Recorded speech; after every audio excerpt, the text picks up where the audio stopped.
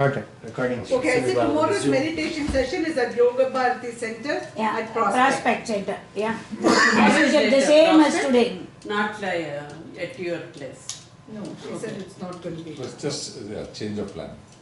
Change of plan. Okay. Renewable vision. Oh yeah, yeah. Hope people will see because Sujata, she was telling me she will at your place.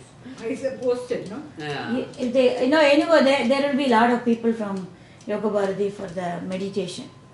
Okay. Tomorrow. Yeah. How come they did not come today, Adita? I don't know. Tomorrow is the regular session, I believe. This one is.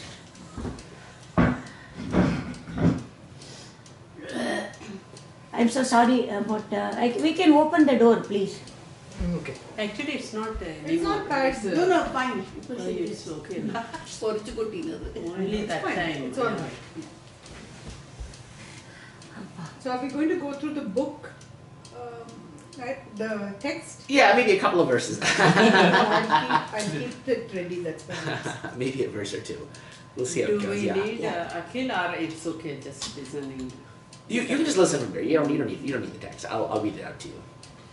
If you want, you can have it, but there's no. Really? Yeah, are you able to see it? That's what I He gets only one. Okay, are you guys able to see? Some I'll check. Yeah, I am sure. I am able to see. It's unmuted, right?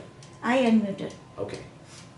Unmuted and video on. And Full volume. You want to put on record Volume also You want to put high. a record also or no? I don't- Recording is here. Or recording is there? Okay. Okay, are you guys able to hear? Yeah. Okay, fine. Continue there. Okay, continue. Okay, great. All right. Well, welcome back, everyone, for today's satsang.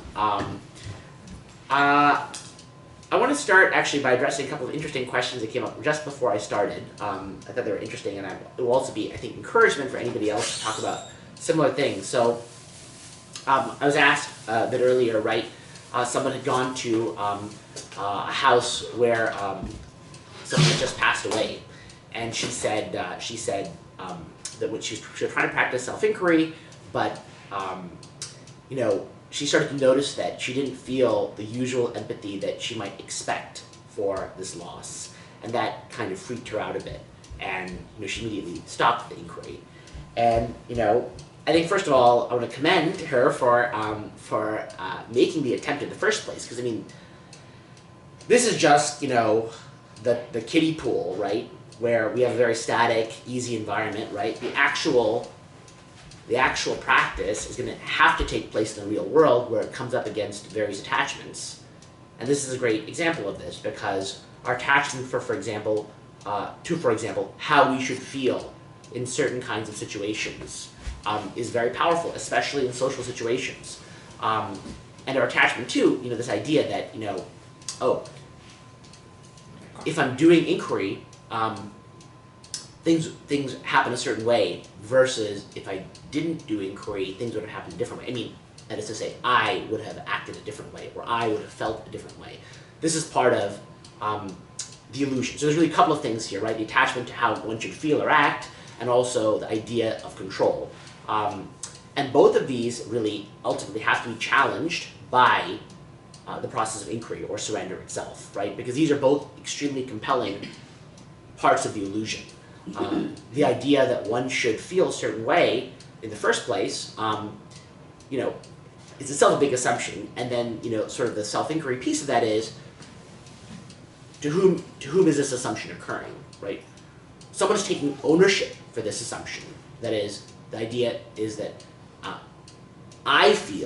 supposedly, I feel that I should feel a certain way. I believe that it's correct for me to feel a certain way. That is the way I felt before, I should be feeling now. Or the way I presume I should feel in the situation is the way I should be feeling now. So, at one level we can even dispute that, but at the self-inquiry level, the question is, whose thought really is this, actually? Whose feeling is this? It's my feeling. Well, who am I? And then, of course, immediately we notice, I don't know who I am. I truly, right? I can't emphasize how critical this point is, right? This is one of the great revelations of inquiry. If we allow it to penetrate us, this is not merely a figure of speech. You truly do not know who you are until the inquiry process is complete. It's a huge thing. Because, I mean, people will be like, yeah, I don't know, but then they'll go right back to acting as if they do, which is to say they believe that they're the person, right? So to really let this sense of not knowing penetrate is huge. And it's really true, because you really know that you are, in some sense, but then when you go looking for what it is that you think you are, you can't seem to pinpoint it, or find it, or understand it in any way. So the truth is, seekers do not know, and certainly non-seekers do not know who they are. And that's like, it's like one of these dramatic movies where someone has had amnesia, and forgotten everything about their past, right? And that's a disoriented, really, if we allow this to penetrate us, we ought to be that disoriented. And we ought to be that suspicious of everything else that comes in, because the base assumption is completely at question. And then the other aspect is control, which is totally understandable, right? It's very part and parcel of the whole illusion of Maya, the illusion of individuality, which is the sense of I'm in control. I'm in control, and I can choose to do inquiry, or if I didn't choose to do inquiry, then I would choose to, for example, feel a certain way, or inquiry is interfering with what would otherwise happen.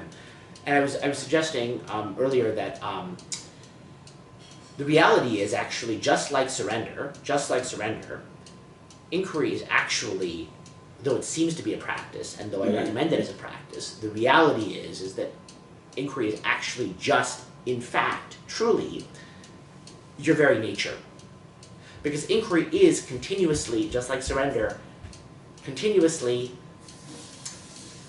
focused towards the subject. It's continuously in a kind of a backwards flow towards I. And the process, it ignores all thoughts. And it has nothing to do with doing anything at all, actually.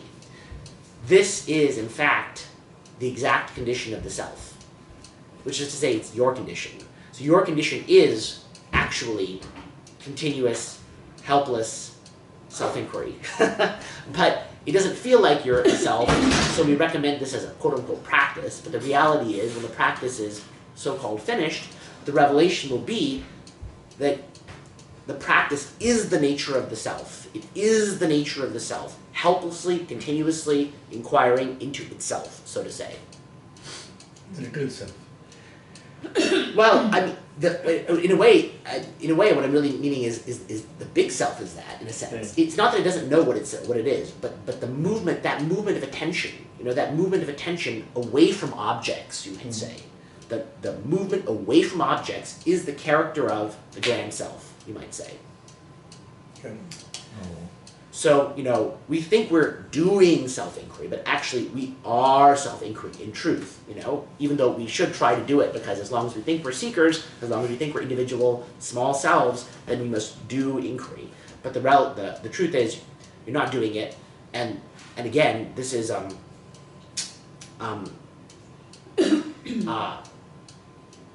it's something that will really only be seen fully, if there is a kind of glimpse of the truth.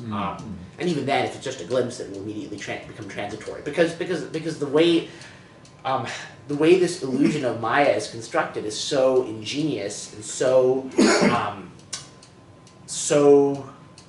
all-consuming, that again, it really is like a sophisticated virtual reality where it's not just all the senses.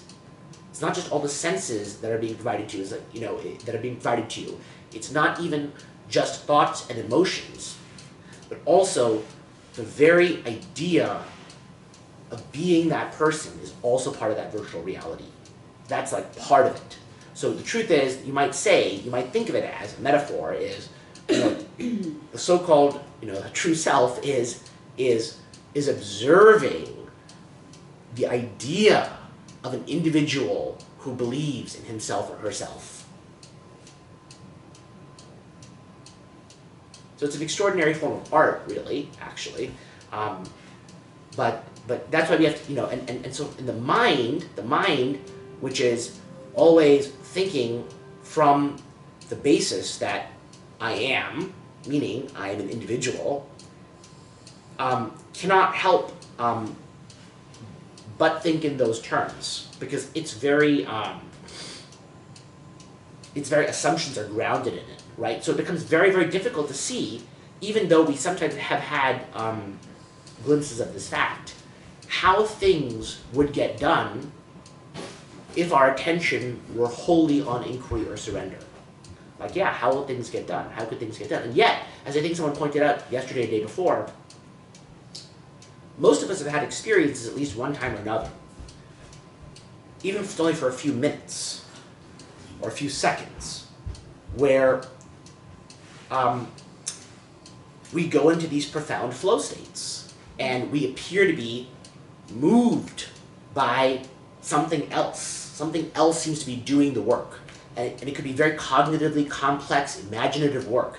And people in sports, in performing arts, they live for these experiences where they are performing at their highest levels, the most creativity, highest performance, and yet to them, it's like a dream. It's like a dream where things just happen effortlessly, utterly effortlessly. So these are glimpses of the truth, you know? Despite the fact that we all had probably at least one such experience, it's very hard to believe that it happens in the moment. But in fact, these glimpses of the truth are what's happening all the time. All the time. Continuously, this is in fact what's happening. But it doesn't feel like it, because part of what's being displayed on the screen of the mind is this sense of doing. Agency. Yeah, agency is part of part of the art. So with that, I want to ask if anybody has had any experiences trying to implement these practices over the last couple of days during real life, and if so, how that's been. And get the glimpse? Well, no, it doesn't matter if you have to get a glimpse or not. I mean, I'm just curious, even trying it at all, like, how has it been? Has anyone been trying it? And Yes. and if so, I'm what's trying it all the time. what's that been like? No, actually, now I am doing more of the surrender methodology. I Okay. was doing always inquiry before, right? I told you, because making single thought process, it was working great, you know. Then yesterday I told you, right? I'm thinking more thoughts are coming when you start doing the surrender methodology. I have given a name to it. Non-illa. Tell me what. Non-illa means I am not I. I'm not right. Exactly. Yeah. True. So, True. Exactly. Non-illa exactly. means that means you go into the observer state Yes. continuously. That's actually giving me a better perspective of, you know, should I all walk today? My 3 of my walk. I was doing that. I'm not walking. I'm not I. This guy is walking like that. It's getting gelling in a little bit more and more. More I do it, I think I can get better. That's great. So I want to say a couple of things. So first of all, excellent job for trying it. Okay, and it's nice that you try surrender instead of your usual inquiry. So it's good to experiment with these different things. I will say, right, you know, it's interesting, you know, because it actually brings up the second point I was going to mention and I'd forgotten about, which is like this observer state, right? So I would just say, right, I mean, it's all great, right, what you've said. Who is the observer? Well, right, no, who is the observer would be an inquiry question, but from Yeah. the surrender standpoint, you might say that even the idea that I am the observer is an idea. You know, and so when we think, for example, you know, this language is used in some non-dual texts, not necessarily Hindu texts, but sometimes maybe, you know, like be the witness or something like that. Yeah. The difficulty is that the witness is not an object that you can be. What happens is that people usually pick some feeling, some spacious feeling or some diffuse feeling. And they label that Out of the body. the witness. Maybe feeling out of the body in some sense. They label that the witness. But that's not the witness, because what is observing that is the witness. So, you know, which is why, you know, we can't, I mean, you know, we can be the witness, we are the witness, but being the witness is itself not a specific activity. The only way to, quote unquote, be the witness is progressively, continuously let go of all the witnessed things. So as you're experiencing in surrender, as you continuously recognize and re-recognize that this is an experience and I'm not it, right? That waking up from the experience, as we do that, that's the only way to continuously, quote unquote, be the witness. You can't be the witness other than that. that process of never letting ourselves get lost in any particular experience is the being the witness. Otherwise, there's no being in the witness. We should just be clear about that, because otherwise, what happens? People get a subtle idea about being the witness is this sort of like action we take of some kind of mental action we take that like is like some kind of like I'm deliberately observing, for example, right? Like I'm deliberately watching. But actually, surrender is not exactly deliberately watching. Not exactly. Surrender is deliberately non-watching, in a sense. You know, it's removing your attention. Let go. Letting go, exactly. You know, so you know, because it's different in that sense from something like mindfulness, where you're deliberately paying attention. You know, I couldn't do deliberately observing. I couldn't do that also. okay, I tried to do that. See, because I was trying to imitate my experience 20 years ago when I had a one day, almost it lasted 24 hours.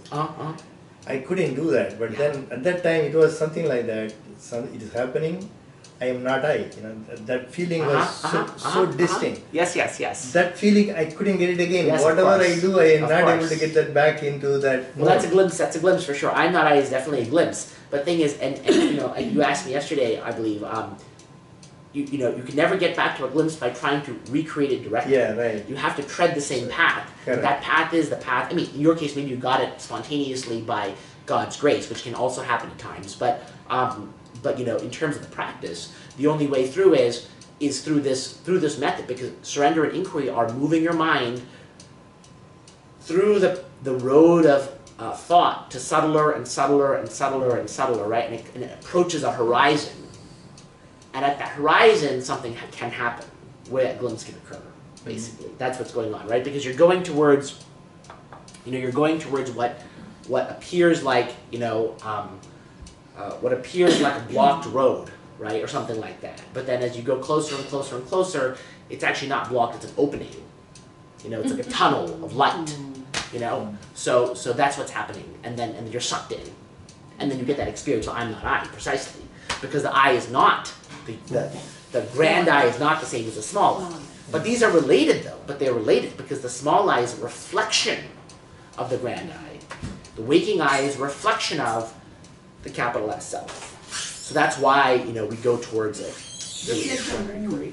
Moon is a reflected light. Yeah, exactly. It's like the moon and the sun, precisely. Or like, you know, I think this analogy may be used somewhere, maybe the Yoga Sutras or commentary on it, I can't remember. But, you know, it's like, or maybe Ramana uses it, I don't even know. But it's like the waking I, which is what happens when you wake up and you know, Ramana mentions this as an experience, maybe we've all had it at some point, where you wake up and You don't know where you are. you don't know where you are. The facts have not downloaded themselves yet. But you know that you exist, but you don't have like any of the facts yet. Time and space have not completely set in yet. Your identity hasn't set in. So that initial moment of just being awake, you might call that like the waking I. That's the quote unquote first thought, you know, that instantiates the waking experience.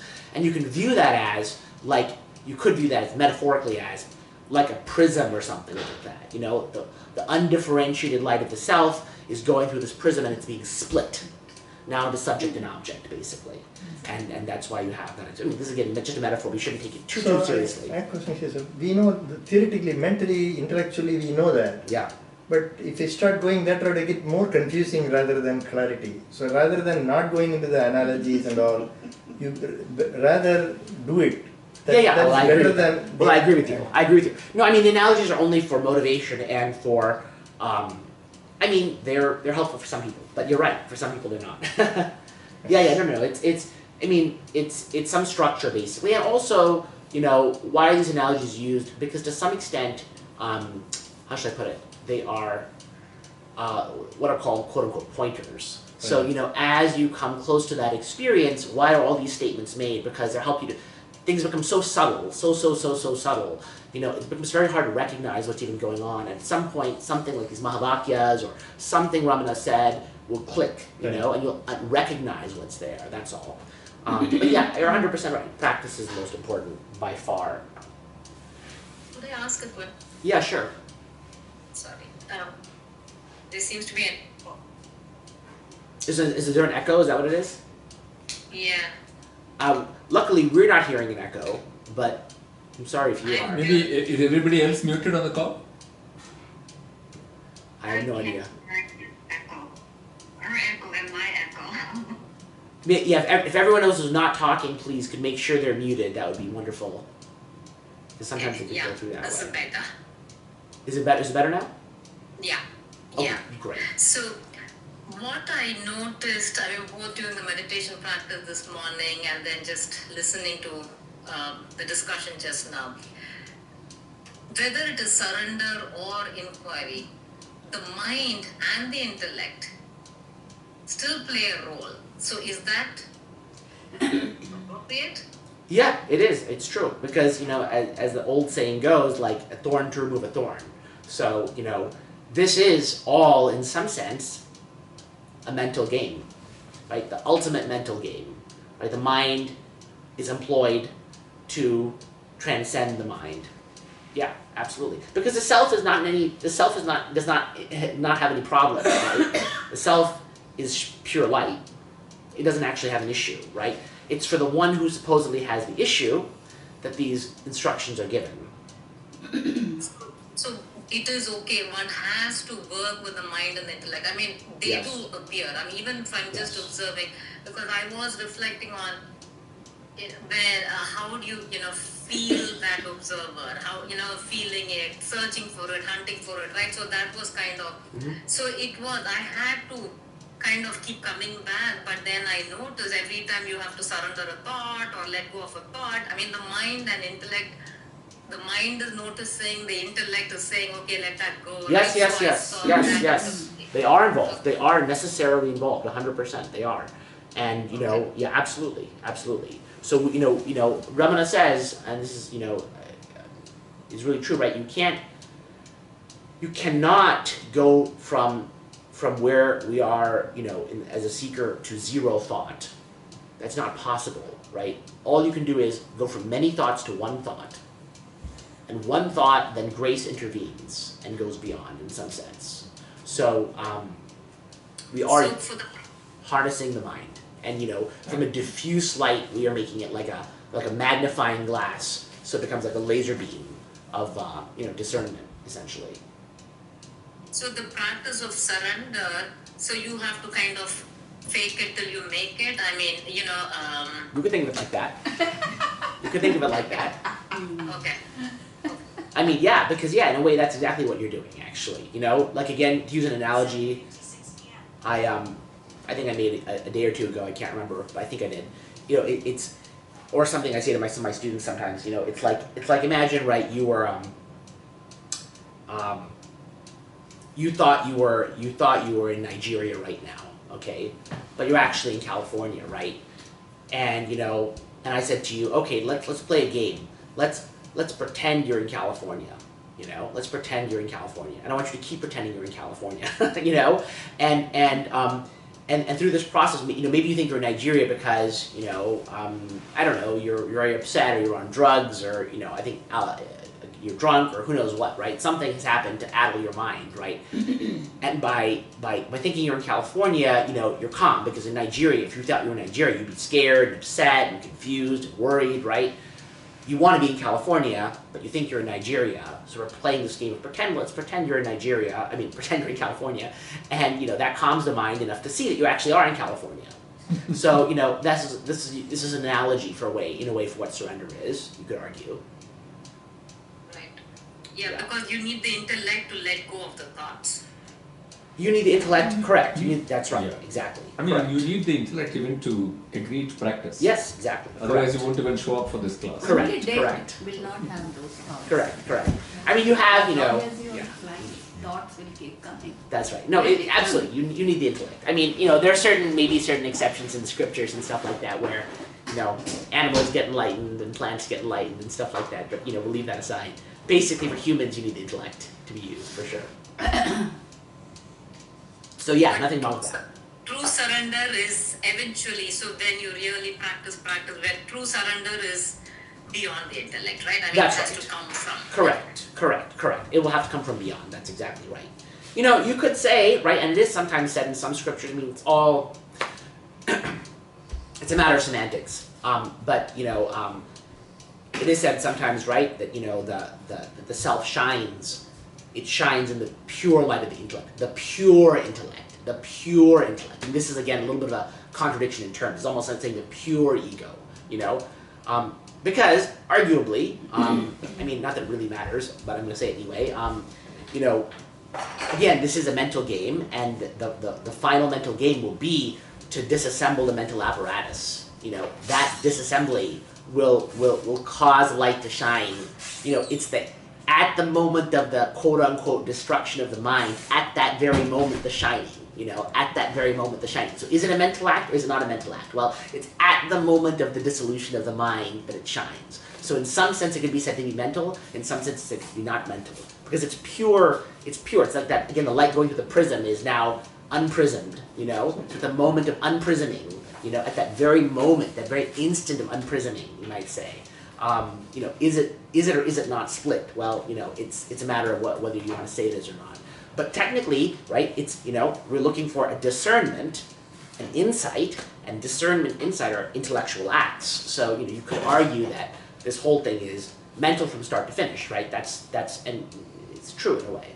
So, but it's, it's very, very special. That's why there's a special mode of mind, which is not the usual mode of mind. That's what's activated in this process.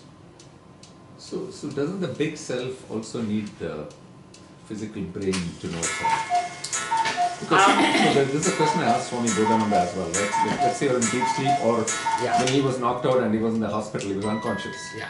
Did he know who he was when there was no brain?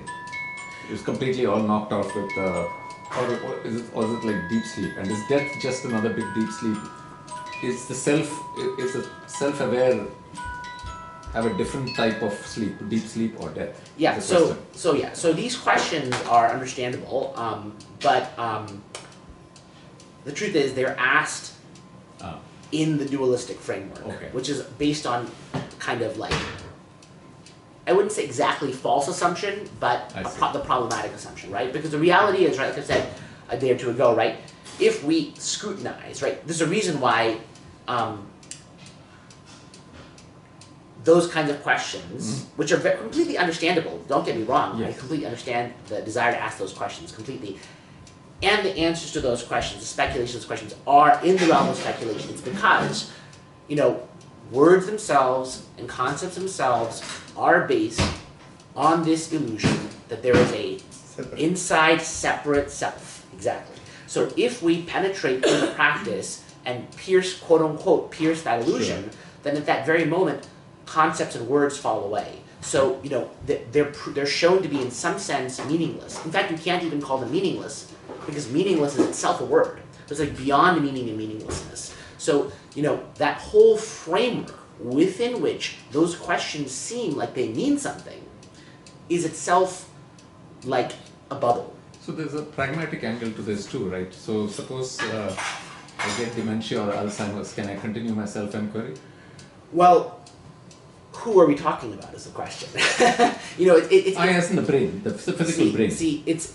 So can a self-inquiry happen if even if the physical brain's gone? I mean... there's complete... You're in a vegetated state? Probably not. I don't know, you won't even know. Or even people, that's exactly the reason I'm leading to the question. The physical brain, its relevance to this whole process. Yeah. Well, it's a good question. I mean, I suppose honestly the answer would be highly speculative, because it's sort of like asking any of the other questions. The reality is, right, because the reality is, the real reality is, there's no seeker, there's no search, there's no finding. That's the true reality, right? That's much closer to the true reality, right? So the questions about exactly what happens in our quote-unquote relative, dualistic, illusory world are going to be questions that are that may not have exact answers. So, for example, Ramana was asked, right? For example, right? Speaking of death, right? What happens after death, right? He says the reality is we don't know, because that's asking a question in the illusory bubble, and the illusory bubble doesn't really have answers per se like that. Bhagavan has answered in a couple of places. See, he talked about Sula Sariram, Sushma Sariram, and Karana Sariram. Bhagavan did say that in when he explained what this thing, he said, when you die, what happens? the vasanas, the prana, the bundled in, and the that's the the goes Vedanta there, story, right? yeah. He has stated that, but then he won't elaborate anymore. Yeah. Yeah. Why do you go there? Yeah. Immediately you will say, don't No, go I there. understand that. This He is said that, but he's also said what I said. So Right. you see, he said different things because the truth is that it's sort of like asking, okay, in my dream I saw a building. Okay, I saw the front of the building. Well, how many windows does the back of it have? Like, we don't know. I mean, it's not really a building. It's not really a building, actually, right? It's the image of the front of a building. So when we ask how many windows the back side of it has, we have no way of knowing, actually. There's no actual specifiable answer to that, right? So we can say God knows, if you want, or we can say, which is closer to the truth, that this seems like a meaningful question, but it actually isn't. In truth, it is not actually a meaningful question. Usually Bhagavan always says, don't go there. That is always no, I understand that answer part. So this is just to have because there is a when you this right. It's good to have a He will bring handle the on science as well, Yeah. and keep the relevance of brain and neuroscience also in this discussion. It's actually Well, fruitful. yeah, I mean, it's tricky. If you just throw it away, then it's kind of because we're all talking with neurons firing in our head, But I mean, So Yeah, we're all I in mean, that space it's- of the brain right now. I mean, the brain is the one. All our neurons are what is talking to each other and See, when firing. you're in a deep sleep state, So I understand all that. what Yeah. happens? Yeah, so there is what is happening Neurons is there, quiet. there is a brain activity in deep sleeps too. There is a REM activity, this activity, that activity. But your thoughts are zero. We can't Thoughts. ultimately. No, let's not go to thoughts. Right? we brain, can't brain. We're talking ultimately- about the physical brain right now. I mean, we can't ultimately accept. I mean, we can't really ultimately accept that consciousness is merely a function of the brain. The brain has to ultimately. No, be a I agree function of with that. So I'm not consciousness. questioning that. Okay. I'm just asking you the relevance of the brain for consciousness to express itself and even to be self-aware. Yeah. So Without that, the brain, can consciousness be self-aware? well, I mean, so. It's an experience. It's an No, experience. just stay with the No, question. See, look. Just So don't answer that so question. look. I mean, I'm I think being the devil's advocate answer- here. I the can also answer- answer your side of the thing. no, okay. the answer is going to be purely speculative. Yeah, Is what but- it's going to be. Because I mean, you do have theories like, this is all for individualities away from consciousness to Okay. know itself, right? You could argue that. But the real reality is, I mean, that's only. It's just an idea. It seems as if, like I'm trying to say, the sphere of ideas seems more meaningful than it is. It's sort of like this. Imagine again in a dream, right? You had some strange word appear, Right. okay? Like it wasn't actually a real word, right? And you, in the dream, you were very curious about what does this word mean? What does this word mean, right? And then you woke up, and you realized this question is meaningless, actually, right? Like, Right. I mean, yeah, I mean. So yeah, so basically the framework in which this The question framework answered doesn't make is sense. off, right? That's I mean, yeah. I can buy it, yeah. Because we can argue, right? Why does God create the world? And Right. you have all kinds of answers, right? Leela, for example, it's all play, right? In fact, the answer Yeah. comes from the Vedic thing where the mind intellect, even in the Vedic theory, comes way after the primordial state of the Brahman and everything. The gunas coming into space. Then the Panchabhutas being created. By the time the instruments of reflection are created are much later. So the Vedas themselves say the instruments of reflection cannot cannot understand the source of all this. That's right. So I'm willing to Exactly. expect that. I Yes. know that, right? But Yes, still, yes. I'm just Very asking curious, these questions yeah. because it's a pragmatic thing, right? If tomorrow I get brain impaired, will I be able to continue this journey or not? Is part of the question. You should go. I think you should go with the scriptural Yeah. answer to the question, which is what Krishna says in the Gita, which is if for whatever reason you aren't able to finish the quest all the way in this lifetime, Then then as a Next seeker you'll be You reincarnated continue where you left. and Yeah, you will but- take off where you left. Exactly. I think that's what you should accept as the most just useful accept it. most useful answer, because anything else is highly speculative. I mean, you have other. We can just go off into realms. It'll be realms of speculation, because the reality is, when we're speaking about the illusory world, the truth is only God knows the actual answers to these things. Okay. Ordinary mortals do not know the answers and cannot know the answers because we are products of that. Yeah. So how could we possibly know if we're even assuming that these things Right, exist in right. the way that they seem to exist, which they don't. So there's unfortunately no answer. But we know. I'll just say one quick thing, which is I'm not an expert on this story, but I believe there is a story of I think it's Jadabharata. This Jadabharata. Who's that? It's from Bhagavatam, right? So there's a sage who was on the quest for the self, right? And he almost got there, right? And at the end of his life, he knows he's going to die without fully realizing. So he says, he prays to God, he says, please, please, please, in my next life, protect me from all sense pleasures, like make sure I do not get tempted by anything, I just want to focus on the self, period, right? And so he gets born as essentially someone with serious mental impairments.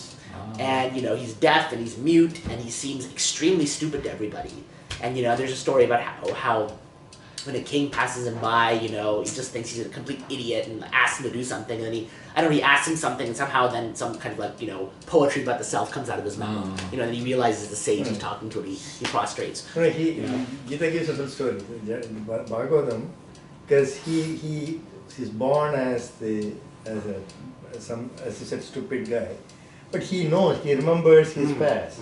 Because his grandfather is Bharata, he's a big king.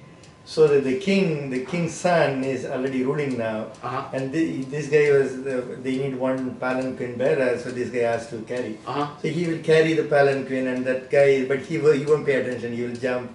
He will because there's some ants maybe going on the road. He doesn't want to kill it, so he jump and cross over like that. So the king gets so upset, then he kicks him.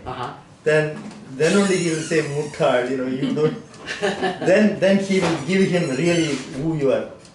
Then only he shows that why are you doing this? He knows. Then the king knows, this is my great grandfather doing this. Yes, Bhagavatam is a full story. Gita talks about it all the time. Bhagavatam is a full story. Exactly. So these kinds of things happen, right? And you see, for example, in Tripura Hasya, you have stories again about animals becoming enlightened and things like that. So these suggest two things. One is maybe we don't need the normal human intellect always, perhaps. Or the other deeper point is, in some sense, enlightenment simply is. That's really what it's showing, right? It's kind of like taking it to the extreme. Animals getting enlightened, plants getting enlightened, and all that. Sometimes trees listen to sages talk about the Vedas, that they become enlightened. In Ramana, that Lakshmi, Pasu, the cow. The cow. Yeah, exactly. Bhagavan gave moksha to the cow. Exactly, precisely. So so this kind of is showing, right? These questions are on this borderline where we can't actually ask them coherently. They may seem to be coherent questions. They're very understandable questions, but they're not really ultimately coherent questions. Is the truth, though they may seem to be. Okay. Anyone else? Anything related to the practice, or generally? I'll just open up for a minute if anyone has any other questions.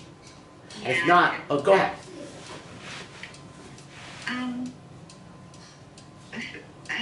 Three things came up while you were talking. First is regarding the practice. Every time I asked, I inquired, what am I, where am I, who am I always got silence. And then there's this feeling that I can't stand this silence, and then mine got busy. And then what now? Sorry. I noticed that I'm sorry? Sorry, you said you can't stand the silence, and then what? And then what? Oh, and then the mind got busy. In Uh-huh. other words, I started seeing, phenomena again. And then I noticed I was lost in the phenomena. And I started to inquire again. And then I got silence again. Yep. But I just feel that I couldn't, this silence is both very, it's like that's what I want, but I can't stand it. That kind of feeling.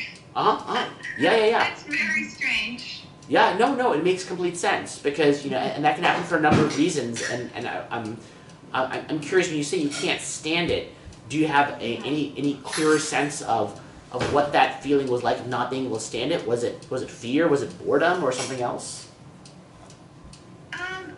Mostly fear.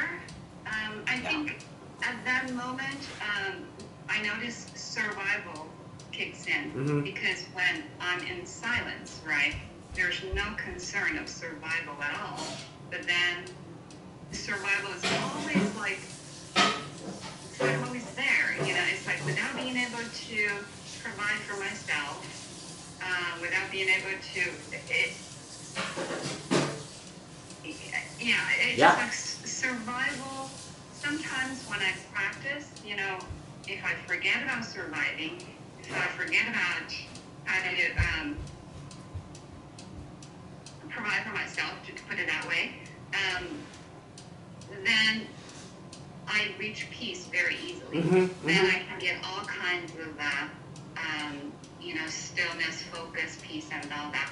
But most of the time, I notice when I'm most disturbed is my concern for surviving in this world. And I've tried to, in the past, I thought if someday I discover who I truly am, then I will not have to be concerned about surviving, like a job or business or whatever, just making an income to myself, to love myself, to provide shelter for myself, just all surviving. I just feel like that seems like oil in the water. Before I thought it was just one thing.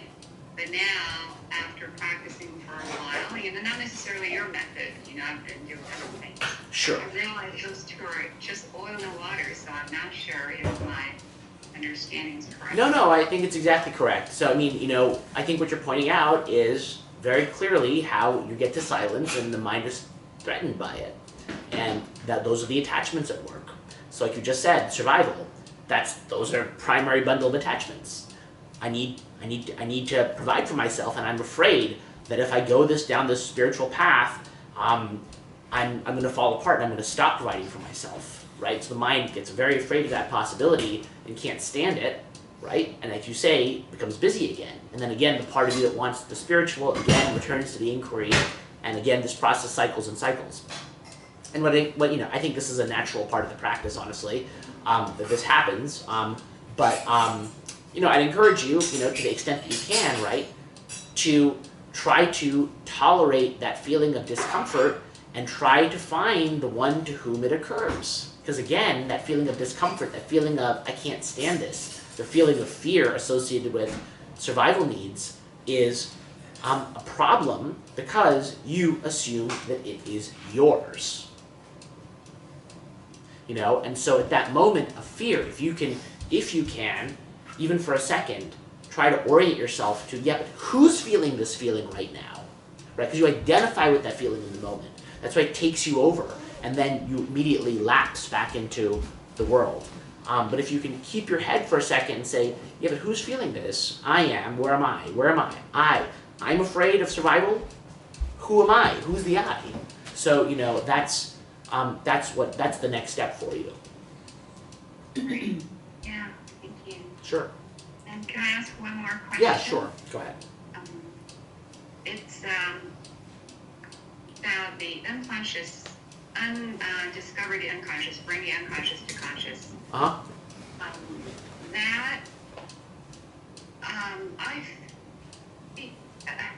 I'm thinking unconscious, conscious phenomena, right? Everything's phenomena, everything's object. Yeah. So does it even matter? I feel like it's a work of the mind. In order to improve the mind, then you need to do that. Am I just bypassing? Well, yeah. So the idea of bringing the unconscious to the conscious, I think, is relevant. It is relevant psychologically, and it's also relevant spiritually. And anyway, the psychological and the spiritual are not completely watertight compartments. They flow into each other. So, when we talk about attachments, many times these attachments are rooted in the unconscious. And so, though you're right that it's true that part of what bringing it up into the conscious does is it makes us have more integrated psychological minds, it also has the additional benefit of, first of all, that has spiritual benefits in and of itself, right? So having a more integrated, healthy mind, just like having a healthier body, gives us a quieter mind, and the quieter mind permits practice to happen more easily. So already the psychological is connected to the spiritual right there. But secondly, when things that are unconscious attachments come into the conscious mind, they can then be subjected to the light of inquiry or surrender. Because, for example, you weren't aware that, let's suppose you weren't aware before that how concerned you were with survival needs, let's suppose, right? And now you are aware of that. So now that was something unconscious that has come to light, and now, potentially, you can then say, well, who's so concerned about survival? Who is it that fears? You know, so so it is important actually. Does that make sense? Yeah, I guess they're just resistance because it's something. I feel like this force is like not within my control, but it's probably not true. You know, like every time I wanted to dig a little deeper to Of course, there's uncover resistance. the unconscious, I feel like there's a lot of resistance. Of course there's resistance. Of course there's resistance because a lot of things are unconscious because we don't want to see them. So that's okay. That's totally normal and natural. And so, you know, that's why it's a practice. It's a long, and that's why, again, I recommend, you know, therapy and other things like that because, you know, it is a long, painstaking work. There will be resistance. There is a resistance to uncovering parts of our psyche that we don't want to see, just like there's resistance to the spiritual search. And this resistance is worn away by dint of constant, you know, effort, basically, right? So, you know, it's like water, you know, washing away cliffs. It may take eons, but eventually it'll do it. You know, even air will wash away mountains, basically. So, you know, you just have to persist. Pure persistence. This is a game of perseverance, basically. So don't be afraid of resistance. That's natural. You know, if you can, you want to actually look into the resistance. What is the message the resistance has for you? You know, there's some message that it has, and if you can uncover what that is, like what are you afraid of? You know, what are you afraid of?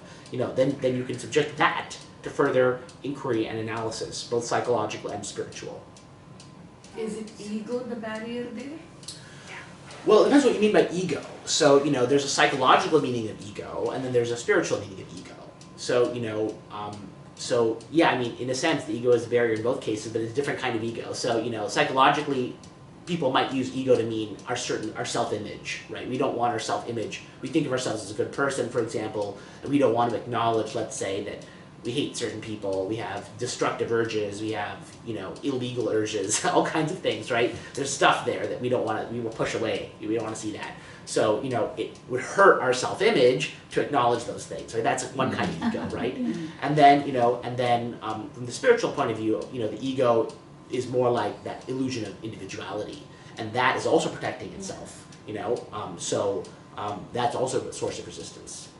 So persistence, then that leads to no effort, right? Persistence is is the not key. like I just do tomorrow. Yeah, you have to persist with that. I mean, you can do chomera, you can just be, but the thing is you have to persist with it, persist. And persistence is ultimately coming from, you know, from desire, basically. Yes. You know, Yes, desire pushes it forward.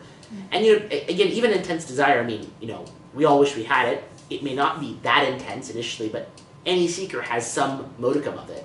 And you know, that luckily that even the seed of desire will eventually, like, it can't be stopped.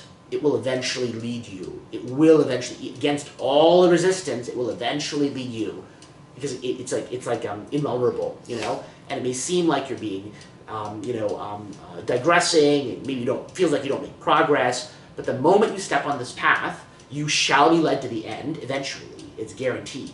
So you know that you can take heart in that. The Buddha, you know, said one time something like, one of the scriptures, he said, oh, you know, if you practice this for, you know, 14 years, at the end of those 14 years, you'll be enlightened. And then he says, okay, well, if you practice only for 7 years, you'll be enlightened. And then 3.5 years. Then he says, 1 year is enough. And then he says, you know, it goes down and down. He says, even if you get it in 1 second, you know, you're there. So, you know, what he means is that this is, you know, Buddhists have a term, I'm going to misuse it a little bit because I know some Buddhists will disagree with my use of this term right now, but it's called stream entry, you know. Once you step into the stream of seeking, you'll be carried to the ocean. Yeah. So, you know, I view that as the moment you hear, or interested even in hearing about the spiritual, right? You'll already step into the stream, and then you'll be carried to the ocean. Yeah. So everything says the same thing, right? For example, they say Gayatri Japa, like the advice given to my son, you know, when he got to Upanayana thread ceremony, went to the Kanchi Periva, then he said, okay, let him do, like make sure that 1,000 Gayatri a week, you know, and make sure that in 3 years you do 1 crore, and automatically you will be silenced. So he was very diligently following that advice, and if he had some schoolwork or something, then he would finish it everything, and then when weekend more. He said, what if I have schoolwork? Then he said, you finish it during this weekend and make sure that you finish 1,000 Gayatri, and then Then if you go to this thing, Devi Mahatmyam or Chandi Homo, they say make sure that you do 300 times, 300 a day, 300 times. You do it, with so much of focus, you will be there, like that. So everything they say, and even in Carnatic music they say, you do put in 10,000 hours of practice. Automatically, the intensity will lead it. Correct, so the principle is the same. Yeah, the principle is the same. And then after that only you will start to get to the advanced level of appreciating it and getting the effortlessness and things like that. Correct. It's exactly. It's a game of effort. Correct. 100%. So Well, that's one part. But if you think about the one he falls in the stream takes to the ocean, no effort is required. It's like even it's also true. Arunachala Ramana, like That's he also says, true. like a bug caught in the web of the spider will be eaten by the spider, right? Just like Arunachala, I am like a bug on your web, please eat me. Correct. One of the slogans in Arunachala Ramana is that. it's true. I mean, that's true. I mean, but the thing is, the way that eating will happen is you will be driven by like the inner energy will force you eventually to want it more and more and more and more and more, and you will put in effort. That's how it will go. So you'll be driven by this desire for liberation. You'll want to know. You'll want to see, and that's when you'll be moved by the inner force. I think either case you have to put in work. Yeah. You don't need to put in work. Yes, You correct. can look then There's that, no easy- that eaten up by Otherwise it's passive surrender. ocean would happen only when you have done so much Correct. and the grace takes you. But you can just be happy, right? Right. Even again, to be interested in this in the first place is already an act of grace. Huh? Already an act of grace. I So see. And if What this- did you say? even to be interested in this in the first place Exactly. is already grace. Act of Yes, grace. correct. Yeah, the grace has to. That- But otherwise if it you won't be desire it. for it, then multiple things will lead you to push it to. It's easier. It Yeah. will become easy. Yes. What'll happen is, as you do this practice, even a little bit, right, you will touch peace, even if only momentarily, Yes. and eventually the peace will build into a desire for more peace. Yes. That I will be think and that it'll roll is into the more and more and more and more driving desire. force. So that moment you have, they say, you'll attain it when you want it as much as a drowning person wants air. That's not something which will happen at the beginning. It happens at the end. Because you'll have built it up right at that, when you're so frustrated, you put in so much effort, right? And you say to hell with everything else, basically, right? I want this, I want God, I want truth, I want the self, right? At that moment, when you've legitimately come to that point where this is all that you really want, right? I like to tell this story. I don't know if I've told it before. I may have told it before, but tell it again. It's in the Bhagavad Gita, of Pingala. Have you talked about this at all? Pingala, it's a very interesting story. So Pingala is a prostitute, actually, okay? And she's ashamed of what she does for a living, but she does it because she needs the money. And, she's the red light district in some part of India at that time. And, she's waiting outside her house for a client, and she sees her colleagues, they're getting clients. She waits all night, and she gets not even a single client. And she has this thought in the morning, she's like, I'm already doing something which I consider to be so shameful. I needed the money, and despite that fact, I did not get even one client, and her mind becomes completely desperate. And it says in that moment, she could have committed suicide because she had nothing left to live for. But instead, her mind becomes totally quiet, and she's able to fully detach completely. She's nothing left to lose. And in that moment, she gains moksha. So, this is not an advisable path for everybody, but the point is, because of, a special set of circumstances, the point is she was able to detach. In this particular case, intense suffering. Actually, the truth is, it's almost inevitably, for most people, there's going to be some degree of suffering involved, because the attachments usually do not come off easy, So when they tear off you, it's going to be unpleasant, unfortunately. But you just have to realize that this is medicine, basically. Yeah, but many people ask for give me intense suffering so that I will remember you. Exactly. Like if you see the stories in Bhagavatam, yes. I want suffering. You will think that God is coming and killing that demon, this demon.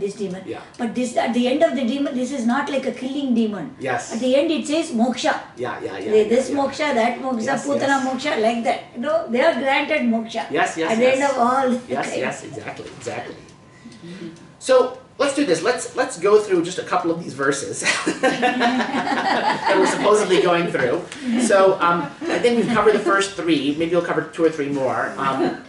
Anyway, the 4th and 5th verse are still on the same point. So we'll go to at least verse 6, perhaps. Yeah. So verse 4 says, this is again Ulada Narpada Anubandha, which is the supplement to the Ramana's 40 verses. And verse 4 says, fever is overcome by the cool light of the moon, want by the good wish-yielding tree, and sin by the holy Ganges. Those 3, fever and want and sin, all flee at the august sight of the peerless sage. So yet again, another verse extolling the power of the sage to dispel these things. And again, I think that the sage is the one to whom you have faith. And Ramana says as well, the one in whose presence you feel peace. So that could be, it could be someone dead, it could be someone alive, it could be nature, it could be different things to different people. But the point is, the one in whom you express that faith and that receptivity to their message, not like a critical mindset, but more like a faithful, loving mindset, I think. Verse 5 says, holy rivers, which are only water, and idols, which are made of stone and clay, are not as mighty as the sages.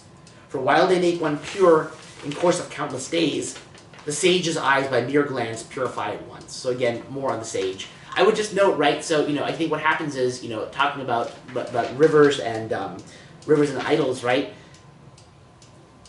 Rivers and idols here, the issue with them is not that they're, not that they cannot be, in some sense, teachers, because I think they can be, but that people visit them mechanically, right? So they go to the Ganges, and they expect, okay, I just bathe myself, and this is going to fix all my problems, right? But I think, as it's been said once, which I like this example, right? That I think Swami Bodhananda uses it as well. I got it from him probably, where he says, if you go to the Ganges and you expect your sins to be washed away, they are washed away, but they come off you and they go and sit and hang in the nearest tree. And as soon as you step out of the river, they come right back to you.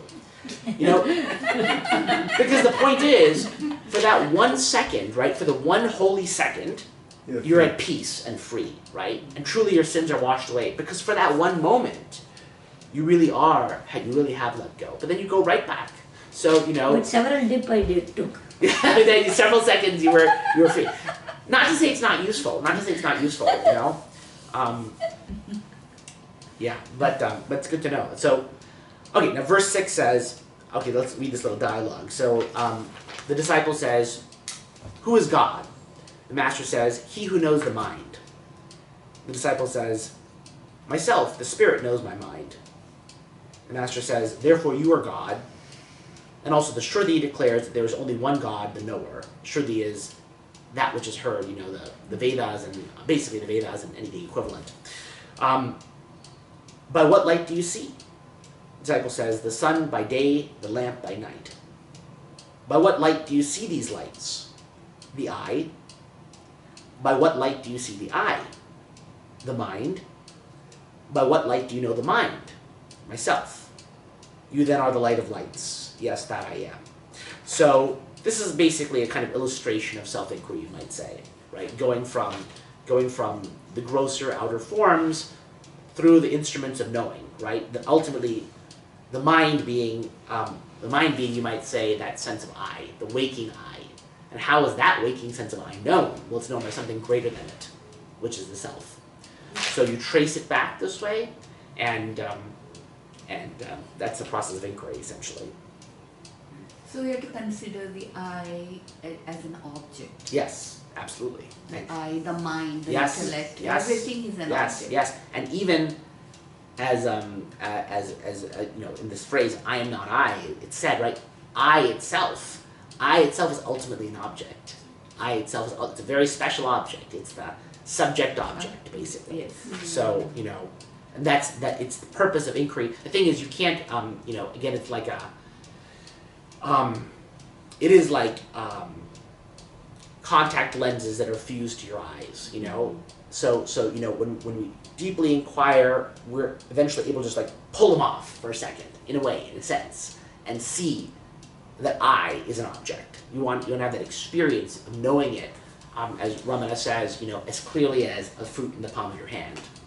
So that can only happen through the intense inquiry that breaks the normal functioning of it. It breaks the normal functioning of it, and puts it in a special mode where that can be known in some sense. Let's go on. Verse 8. In the center of the heart cave, there shines alone the one Brahman as the I, the Atman. Reach the heart by diving deep in quest of the self, or by controlling the mind with the breath, and stay established in the Atman. So, note, right, his terminology here. So the heart cave, what he means by that ultimately is the place where the light of the self is shining. Simple as that. Basically, the heart is that nexus where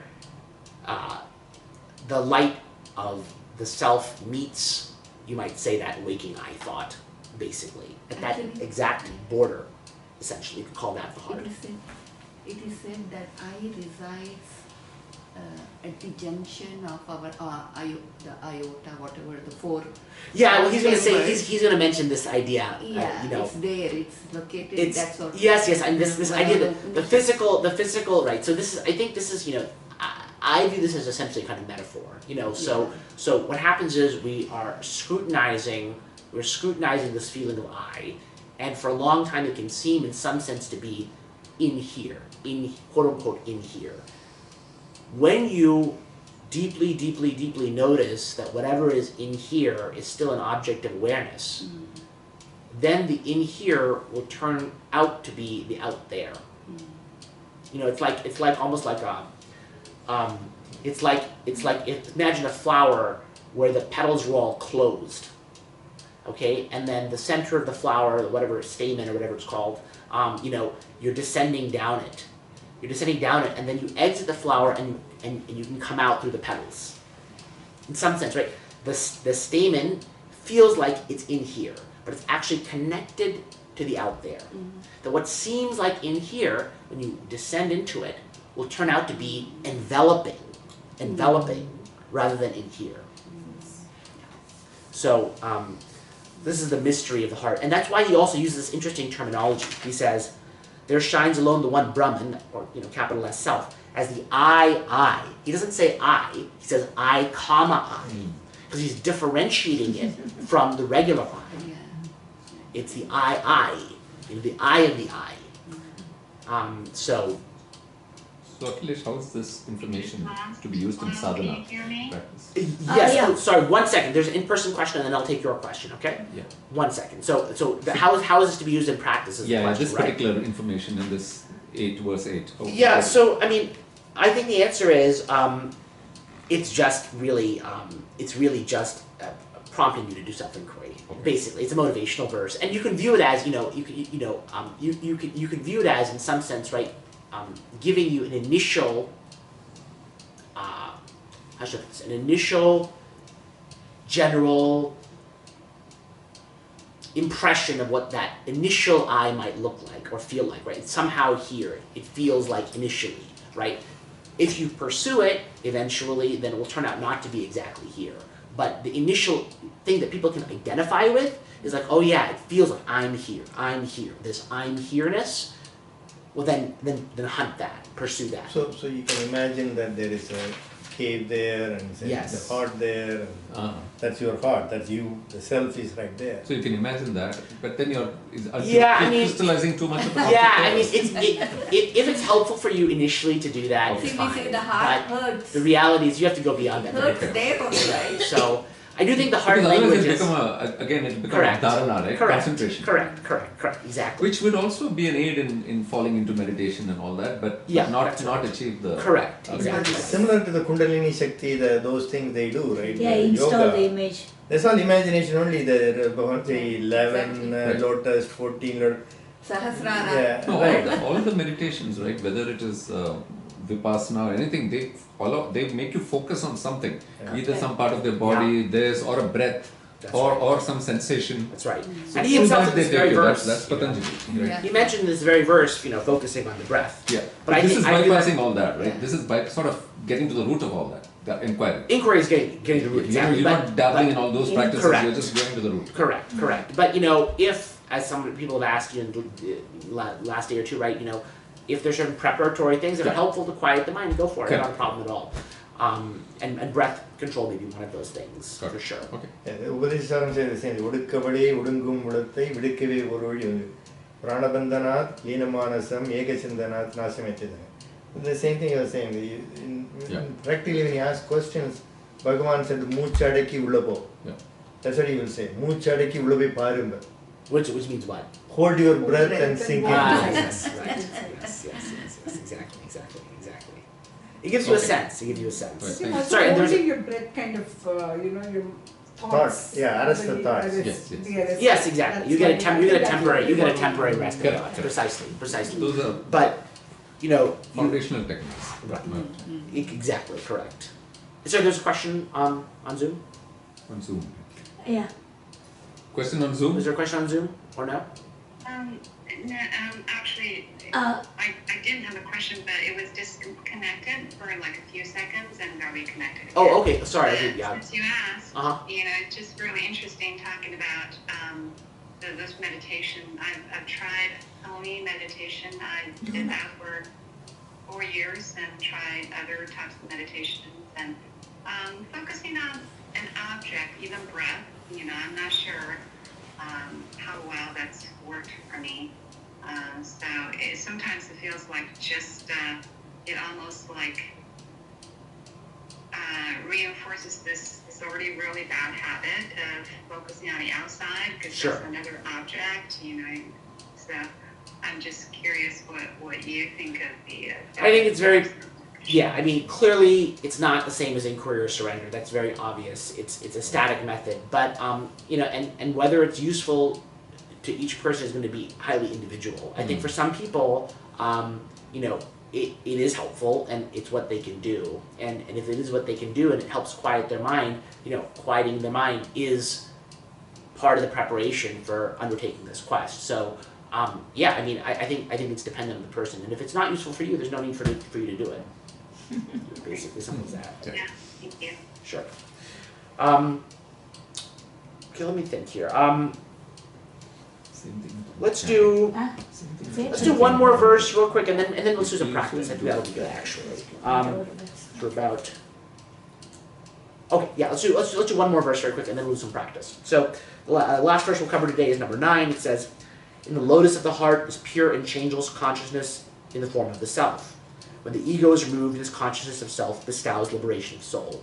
So what does it mean when the idea of the ego is removed? It really simply means that the illusion-sustaining movement of mind is temporarily stopped. That's what happens when you scrutinize. Then the mind cannot sustain the illusion, and it breaks down. In that breakdown process, we can say that the ego is so-called removed. It's so-called removed. That's powerful. Beautiful, powerful. So with that, why don't we practice and let's try that. Try breaking the ego. And lotus of the heart, any significance, Akilesh? He's going to talk about how he uses that language because he's also later. These are all many of these verses are coming from elsewhere, but he mentions I think the lotus of the heart being connected to this idea of the heart as being kind of a subtle place where different subtle organs are. And he's connecting these things, it's not that important. Basically, essentially. Okay, so let's do 10 minutes, and here's what I'm going to suggest. Either surrender or inquiry, whichever one you want, or even both. Let's do that for 10 minutes together and then discuss.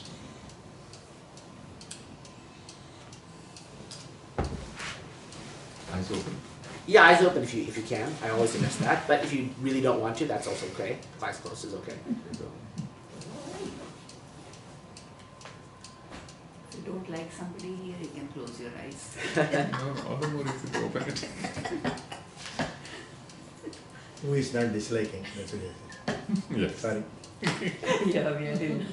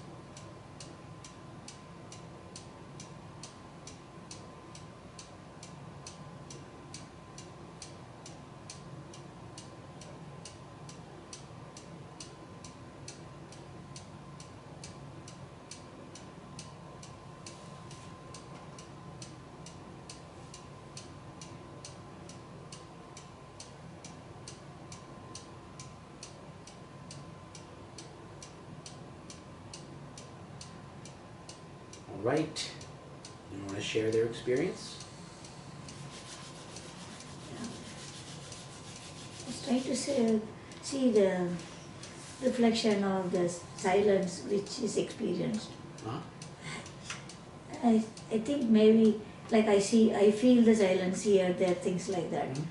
And then I said, okay, that's only like kind of a shadow kind of a thing, feeling.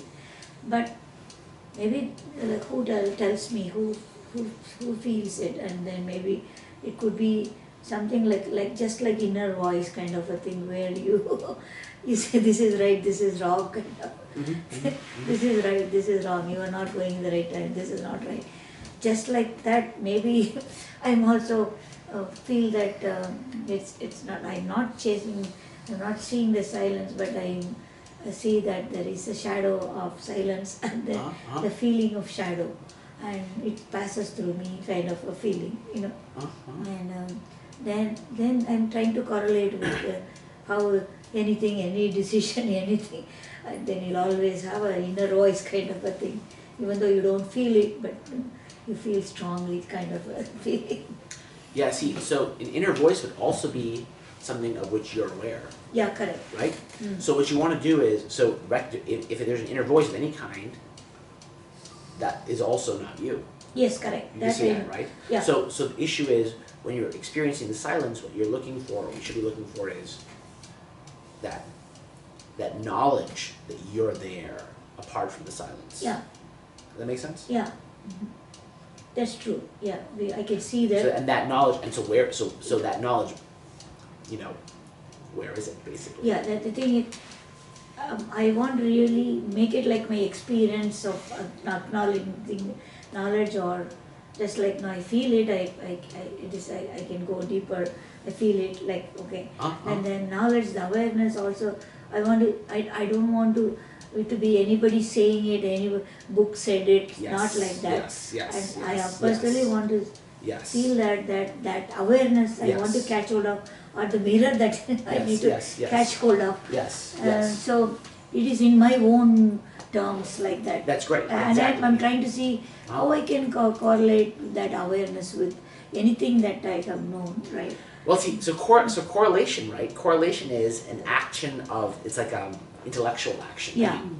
You're looking for other things. But really, what you want to be looking for is, when the silence is there, you know you're here too. Yes. So that knowingness arises like immediately. There's like an immediate, instantaneous knowledge that there's an awareness of the silence. You see that?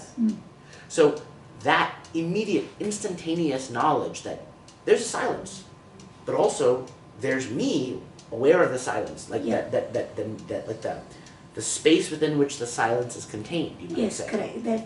That is what you're trying to directly feel. Because in other words, the one who's looking for correlations, you're looking for that person. The one who's looking for correlations, where is that person? Where is that observer? The observer of the correlations. You see what I'm saying? Yeah. So it's experiential. Again, in the silence, remember, you're noticing. It's hard to notice because the subtler the object, the harder it is to notice that you're there separately from it. Yeah. So when there's silence, it's very hard to notice, I'm still here. But you are still here. You're here noticing it.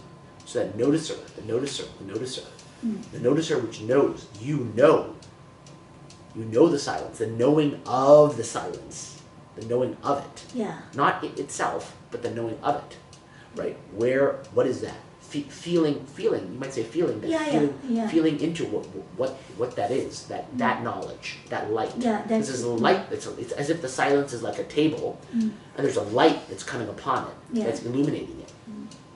You're trying to turn the camera towards that light. Or in other words, or turn the camera towards itself. Turn your eyes backwards in your head. Look this way. You see what I'm saying? Yeah. That's what you're trying to do. And again, I thought, I feel silent, but actually it may not be silent outside completely. Well, that's another thing. But either way, this is what you have to meditate on, right? Which is the sense that immediate Existence. experience of your being different from what the object is. Yes. Okay, but great work. Okay, anyone else?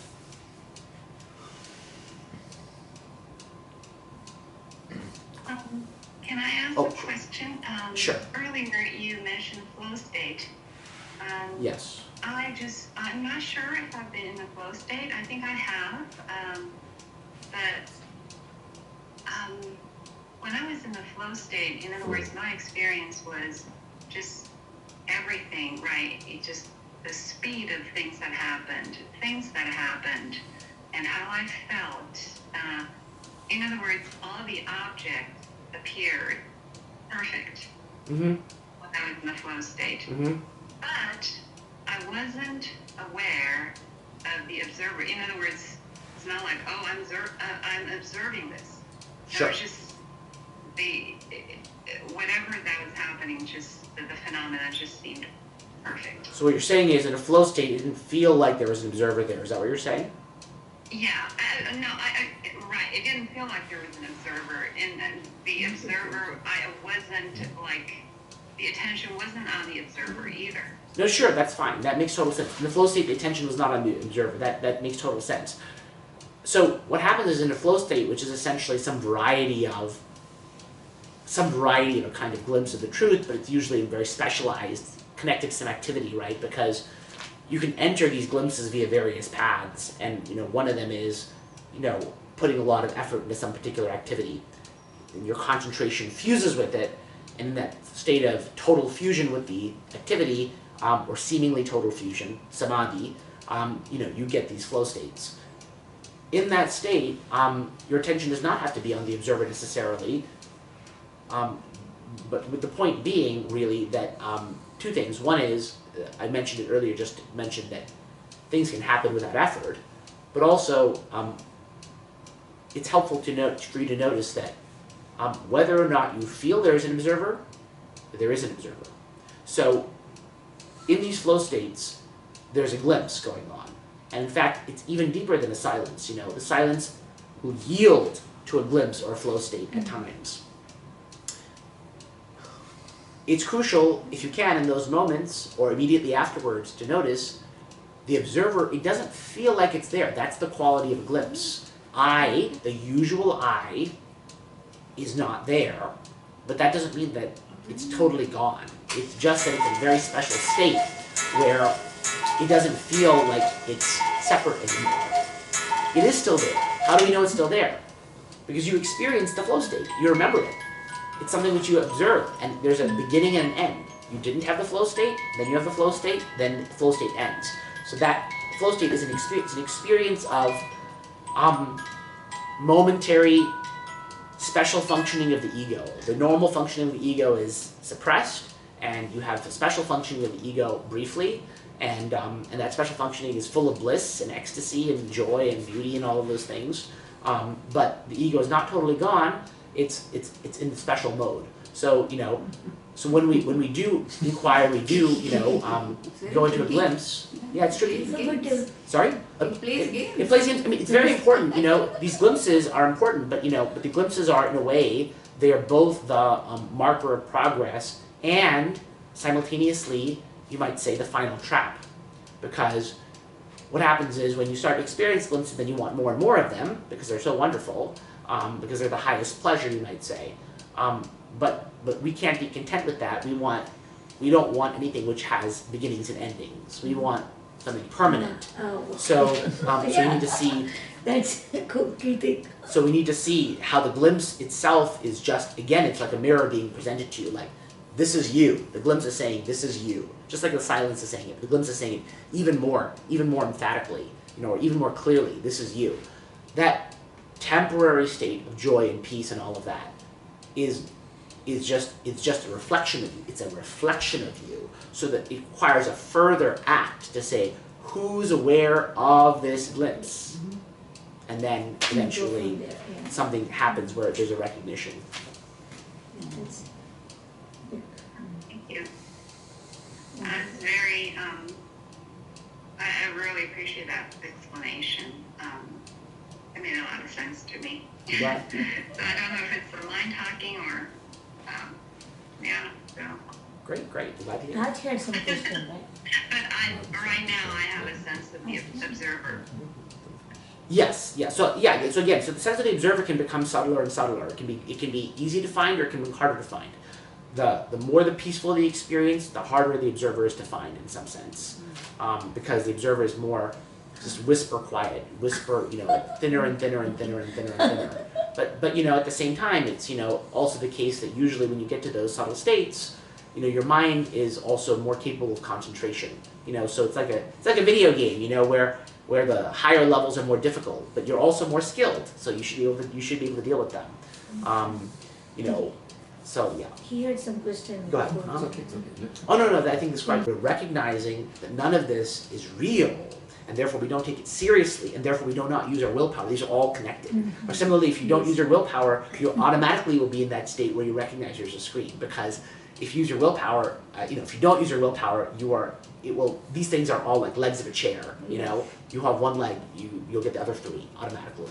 So it's still useful to differentiate them a little bit, but basically, we use our willpower because we take it to be real. And when we take it to be real, we use our willpower. And when we don't use our willpower, we don't take it to be real, and vice versa. So, that's the point. The point of the exercise is